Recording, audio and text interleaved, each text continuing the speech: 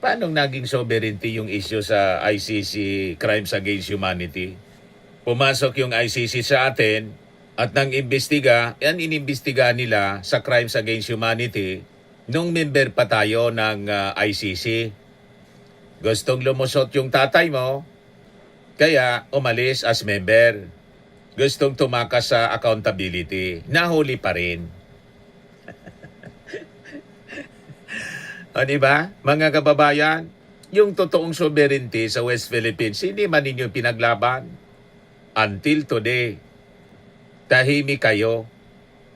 O ganon din si Lorraine Badoy. So puna kayo ng puna sa ginagawa ng ating Pangulong Bongbong Marcos. What about si Digong? I-compare nga natin ang pagmamalasakit ni Digong tapos yung pagmamalasakit ng ating Pangulo, lalo na sa mga matatanda.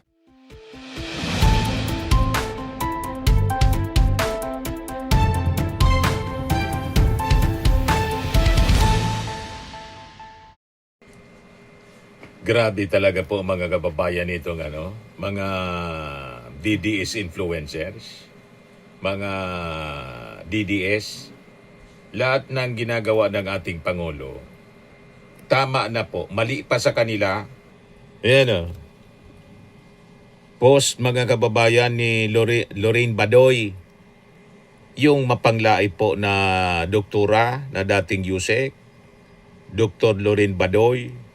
Sabi niya dito sa kanyang post the other day, may krisis na niya sa kahapon pala, the other day, may krisis na niya sa gasolina. Sibuyas ang ini-inspect. React naman yung mga supporters nila. Palakpak naman dyan mga bangag na supporter. Yan ang problema ninyo sa ginagawa ng ating Pangulong Bongbong Marcos. Hindi man lang gasolina yung problema ng ating bansa. Sabi nga natin mga kababayan, yung ating Pangulo may balance sa kanyang mga actions. Last week galing dito sa amin sa Camarines Sur, yung solar irrigation, yung kanyang inaasikaso para matulungan yung ating mga farmers. Kasi parte ng epekto ng krisis, mga kababayan, sa petroleum, yung pagtaas ng presyo ng mga bilihin sa market. That includes yung mga agricultural products. Apektado siya kasi pati yung fertilizer, petroleum-based yung fertilizer. At paano kung mabulok itong mga pinagpaguran ng ating mga farmers? Kaya nag-inspection siya sa cold storage sa Isabela. So anong problema ninyo? Di ba? Si Sara Duterte nga, yung gusto ninyong iupo na presidente, krisis na sa sa Middle East. Puro man lang mensahe ang kanyang pinapalabas, recorded message. At ngayon, ang inaatupag sa kanyang mensahe, yung birthday ng kanyang tatay. Puro personal. Yung ating Pangulo, hindi personal ito. This is for the people. Yan ang totok ng ating Pangulong Bongbong Marcos. O yan si Sara. Mga kababayan, puro pansarili, pampamilya. As we celebrate, we also stand firm. The defense of his rights is a defense of our national sovereignty. We must remain vigilant against the weaponization of the law and the unconstitutional intrusion of foreign bodies that seek to bypass our own courts. Paano naging sovereignty yung issue sa ICC Crimes Against Humanity? Pumasok yung ICC sa atin at nang imbestiga, yan inimbestiga nila sa Crimes Against Humanity nung member pa tayo ng ICC. Gustong lumusot yung tatay mo, kaya umalis as member. Gustong tumakas sa accountability, nahuli pa rin. O diba, mga kababayan, yung totoong sovereignty sa West Philippines, hindi man ninyo pinaglaban. Until today, tahimik kayo. O ganon din si Lorraine Badoy. So puna kayo ng puna sa ginagawa ng ating Pangulong Bongbong Marcos. What about si Digong? I-compare nga natin ang pagmamalasakit ni Digong tapos yung pagmamalasakit ng ating Pangulo, lalo na sa mga matatanda. Ito, post mga kababayan ito ni Atty. Reyes Del Rosario RN. Ayan panahon ni Digong. Yung matanda mga kababayan, pinakulong na driver. Ayan Duterte admin, pinakulong yung matandang driver.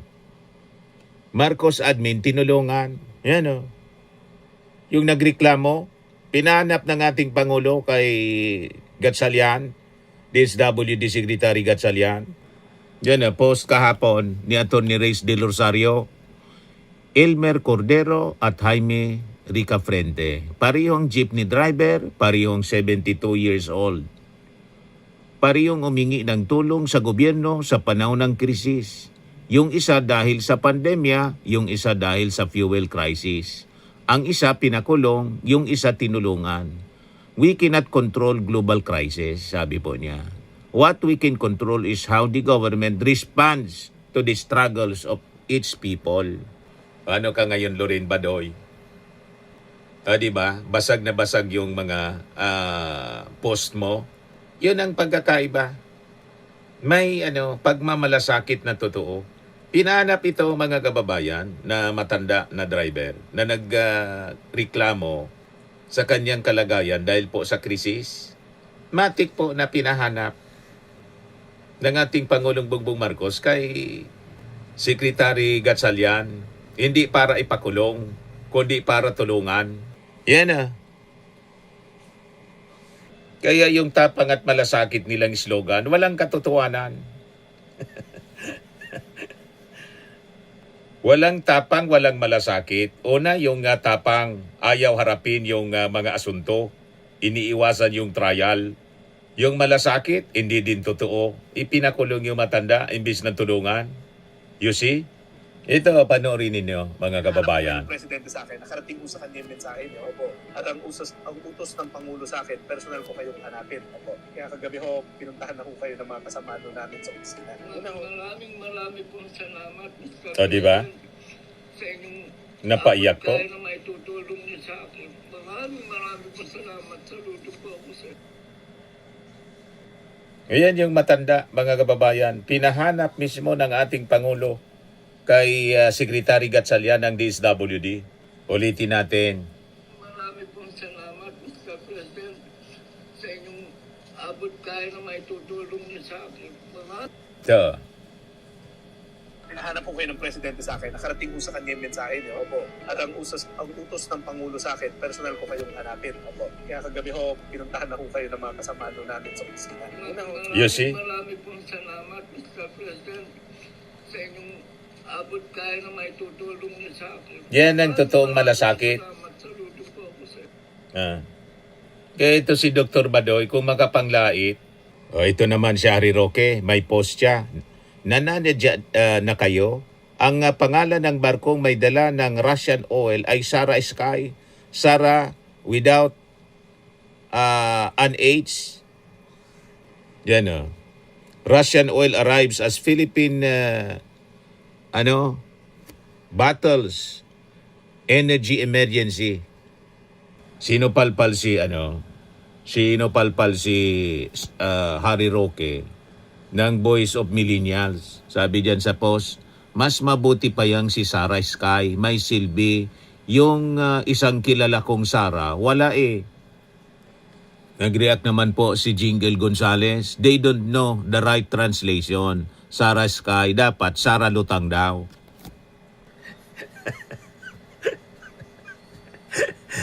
Di ba, mga kababayan? Pati na ba naman yung barko? Nakapangalan lang kay Sara. Inattribute na nila kay Sara Duterte na siya yung tumulong para mabigyan tayo ng sapat na supply ng petrolyo. Nakapangalan lang.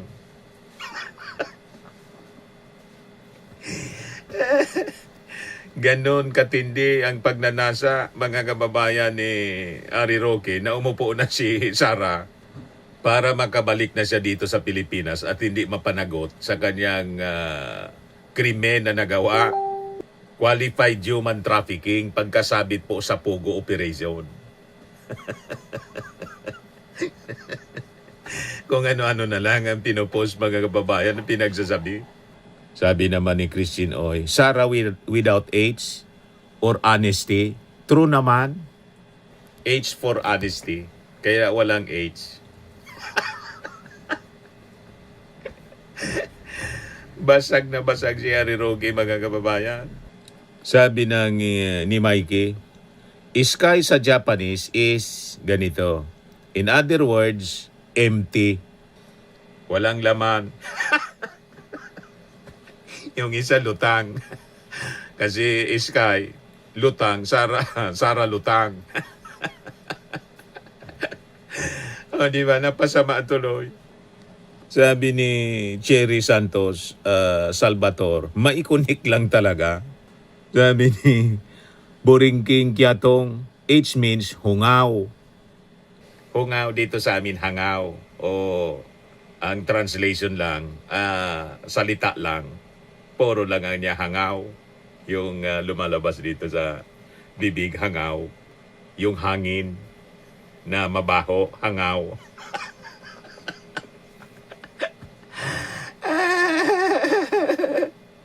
Bad breath, madaling sabi. Ang ibig sabihin kang hangaw. Mabatang hangaw. Mabahong bad breath nga eh. Sabi ni Alvin Barbosa, talagang same ugali nilang mahilig mag-assume at mangangkin. Yung efforts ng gobyerno na magkaroon tayo ng enough supply ng petroleum. Dahil mga kababayan, may pangalan na Sarah Sky. Inangkin na.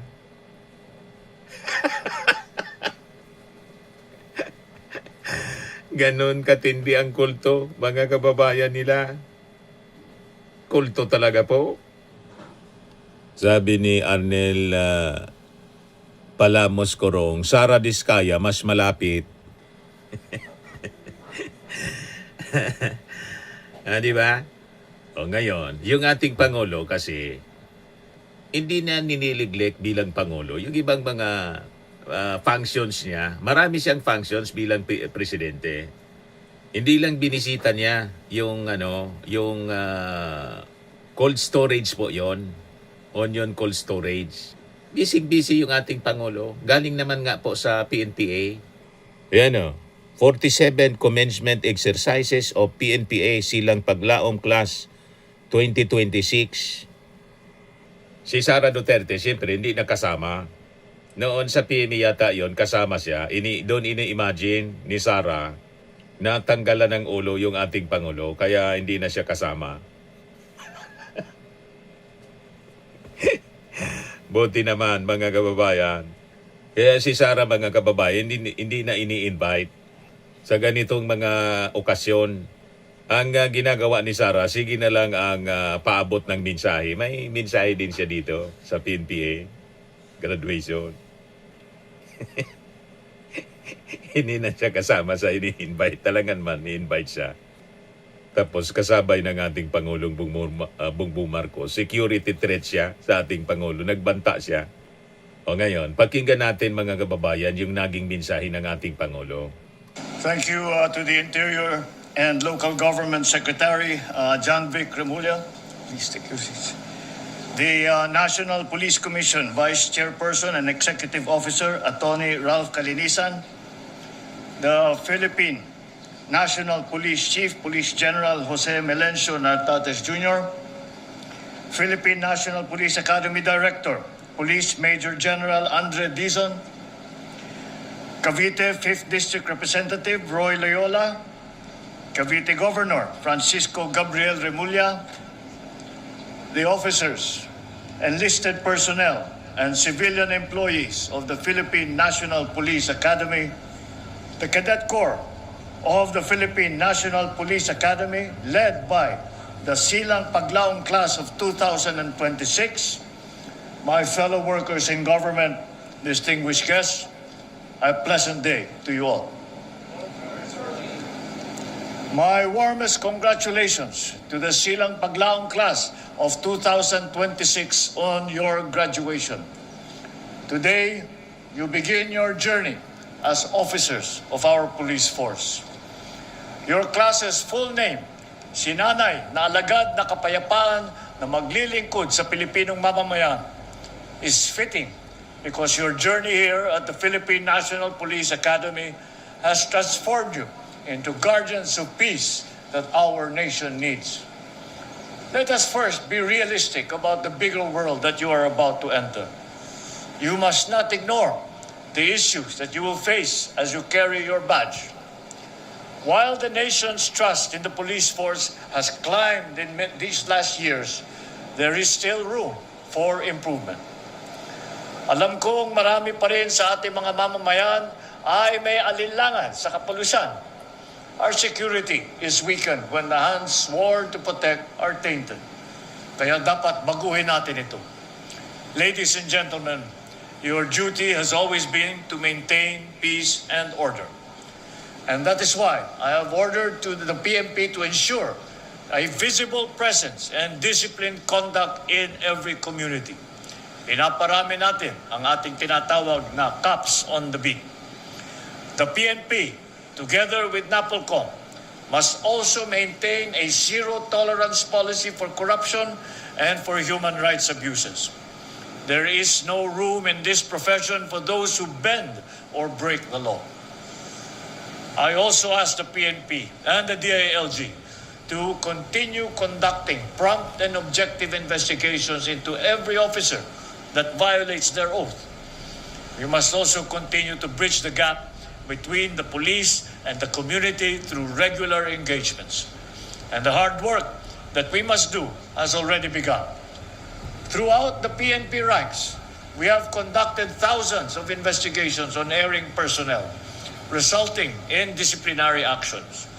We can improve public trust through enhanced police visibility and transparency in these investigations. Furthermore, our nationwide moral recovery sessions last year were designed to strengthen your moral and spiritual foundation. Ginagawa natin ang lahat ng mga ito dahil ang tunay na lakas ng ating kapulisan ay nasa kalinisan ng inyong dangal at prinsipyo. To our graduates, I challenge you to transform the PNP into one that is deeply trusted by our citizens. Help to cleanse your ranks so that wrongdoings of a few will not destroy the reputation that you have worked so hard to achieve. Become problem solvers by fairly enforcing the law. Be law enforcers who will bring closure and justice to our people, especially those who have been oppressed. And never forget your duty to the Republic. Always keep in mind that your oath is tied to the Republic and the Filipino people alone. Leave all other interests at the door. I am certain that your time here at the PNPA and your career in the police force will reinforce the credibility of our institutions. Do not leave your training in these halls. Let the courage and discipline that has been instilled in you by the PNPA guide your every decision throughout your service. Be the reason why our citizens will feel safe wherever they might be. Public trust in law enforcement and enhanced citizen engagement will increase as long as you demonstrate integrity and professionalism in your work. There is no greater reward than knowing that you wear a uniform that your fellow Filipinos respect and admire. Kayo ang inaasahan ng pamahalaan na maging katuwang sa pagbuo ng isang bagong Pilipinas. As you know, our world is being shaken by conflicts. Conflicts that disrupt not only security, but the livelihood and our well-being. This is a reminder of how fragile peace and order is. Talagang may dahilan kung bakit kayo ang Silang Paglaong, sinanay na alagad ng kapayapaan na maglilingkod sa Pilipinong mamamayan. By doing your job with integrity, you can secure our communities and provide the stability that our country needs amidst these tensions. Kaya, sa mga miyembro ng Silang Paglaong Class ng 2026, taas nun ninyong harapin ang inyong katungkulan. Magsilbi kayong liwanag sa gitna ng pagsubok at pag-asa sa bawat Pilipinong inyong pinagsisilbihan. To our awardees who have demonstrated excellence, let your example be the standard for your entire career and an example to your peers. Once again, congratulations to the Silang Paglaong Class of 2026. Go out and lead with honor and with purpose. Maraming salamat at mabuhay ang ating kapulisan. Mabuhay ang bagong Pilipinas.